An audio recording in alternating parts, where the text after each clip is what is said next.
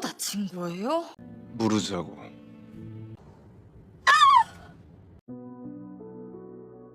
Sebelumnya, mobil Huiju kehilangan kendali dan Yian membantu menghentikannya hingga ia terluka. Ibu Suri yang mendengar raja kecelakaan langsung panik. Saat sampai di rumah sakit, Jongwo bilang raja baik-baik saja, hanya memar ringan. Jongwo juga menjelaskan kondisi Yian yang kini tengah dioperasi karena bahunya cedera. Setelah itu, ajudannya memanggil dan bilang jika foto kecelakaan Huiju dan Yian telah menyebar. Mendengar nama Huiju membuat Ibu Suri berapi-api. Jongwo pun bilang sebaiknya Ibu Suri diam-diam saja agar nama raja tak terseret, karena semua ini berawal dari keinginan raja. Di ruangan lain, Choi Hyun dan Dayang Choi menunggu Yian yang tengah operasi. Lalu dokter bilang operasinya berhasil dan tak perlu khawatir. Sementara itu, Huiju terbaring tak sadarkan diri. Saat tengah malam, raja datang ke ruangan Huiju dan memegang tangannya. Saat Huiju sadar, raja minta maaf karena semua ini salahnya. Raja juga bilang jika Yian baik-baik saja meski dioperasi. Huiju pun langsung menemui Yian dengan khawatir. Begitu juga Yian yang khawatir dengan keadaan Huiju. Huiju bilang, jangan libatkan dirimu dalam bahaya. Yian berkata, aku tak bisa janji. Di tempat lain, saat Taeju tengah olahraga, ayahnya menelpon tentang kecelakaan Huiju yang kini tengah disiarkan di TV. Hyejung ingin menemui Huiju, tapi dilarang oleh pengawal. Untungnya Huiju muncul dan membawanya masuk. Di dalam, Hyejung yang khawatir dengan keselamatan Huiju meminta Huiju membatalkan niatnya untuk menikahi Yian. Hyejung bilang, sejak Yian masuk ke hidupmu, kau selalu kena masalah. Jangan hanya karena status, nyawa jadi taruhannya. Toh kalian juga nantinya akan bercerai. Dan omongan itu tak sengaja terdengar Jongwo. Huiju menjelaskan jika pernikahannya nanti dengan Yian semacam pertukaran jasa. Jongwo bilang, kau tahu seberbahaya apa istana itu. Jika tujuanmu hanya status, menikah saja denganku. Kemudian, Ibu Suri meminta raja pulang, karena Yian juga sudah pulang, agar perannya di istana tak digantikan Yian. Saat Huiju mencari Yian, ternyata kamarnya sudah kosong. Dan saat ditelepon, Yian tak menjawab. Hyejung bilang jika ia terakhir melihat Yian saat Jongwo menemui Huiju. Huiju pun kaget, jangan-jangan gara-gara lamaran Jongwo. Begitu Huiju tiba di kediaman Yian, ia dilarang masuk karena Yian menyuruh Huiju kembali ke rumahnya. Yian juga meminta HP-nya dikembalikan. Yian kini berada di istana sambil mengabaikan telepon Huiju.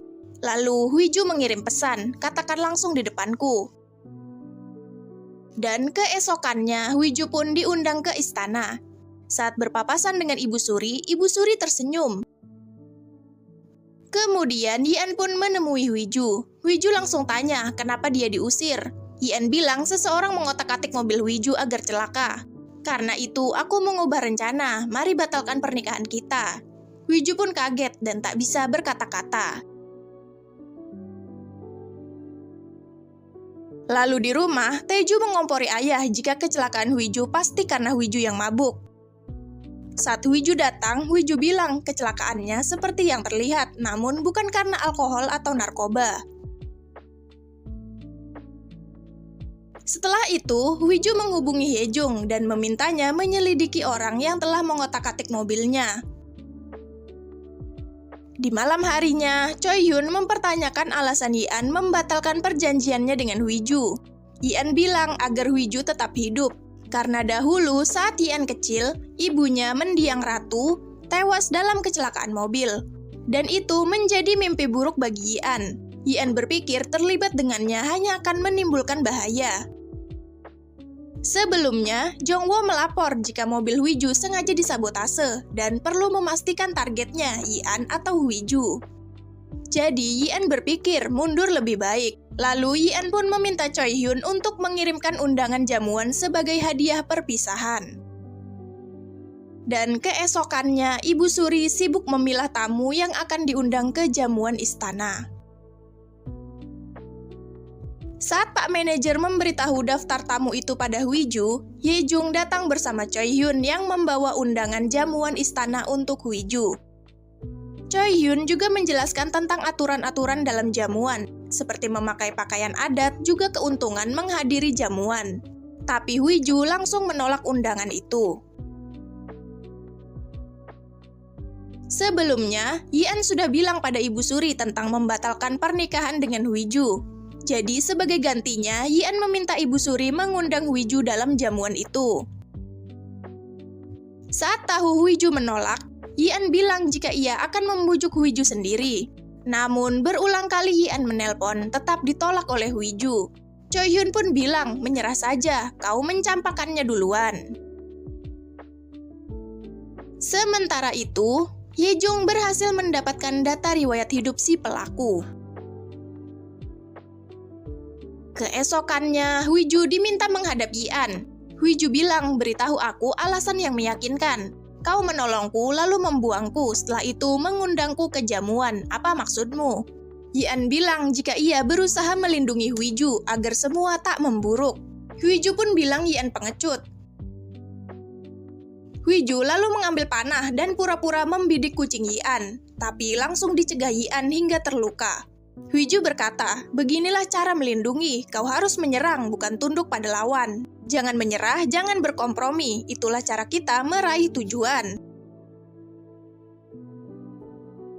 Setelah lama menelusuri, akhirnya pegawai Hwiju berhasil menemukan CCTV yang menangkap wajah pelaku. Dan kebetulan pelaku melakukan pembayaran dengan Castle Pay, jadi bisa dilacak. Tapi karena Castle Pay dipegang Taeju, terpaksa Hwiju memohon bantuannya. Sementara itu, Jongwo merasa galau karena lamarannya ditolak Hwiju, karena Hwiju tak ingin menghancurkan Jongwo.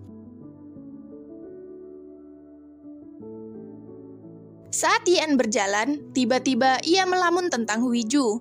Dayang Choi lalu memberi nasihat, mengalahlah pada Hwiju, dia sudah banyak terpojok. Lalu, Yi-an pun menghubungi Hwiju, dan mereka meminta maaf satu sama lain. Keesokannya, Choi Hyun datang lagi setelah Hwiju menerima undangan untuk menjelaskan aturan lain jika rakyat biasa harus berjalan di belakang orang yang memiliki pangkat.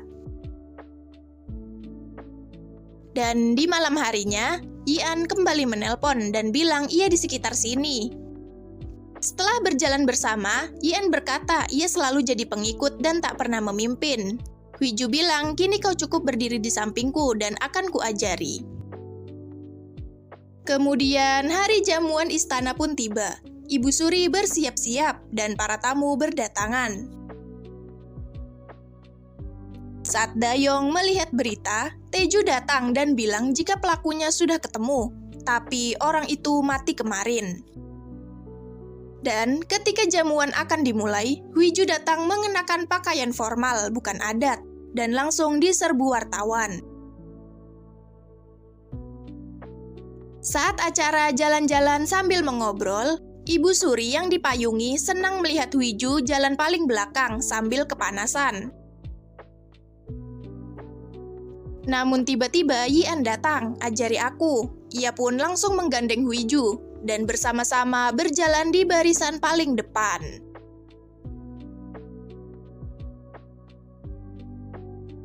Nah, itu tadi episode 5 Perfect Crown. Makasih buat yang udah nonton dan sampai jumpa.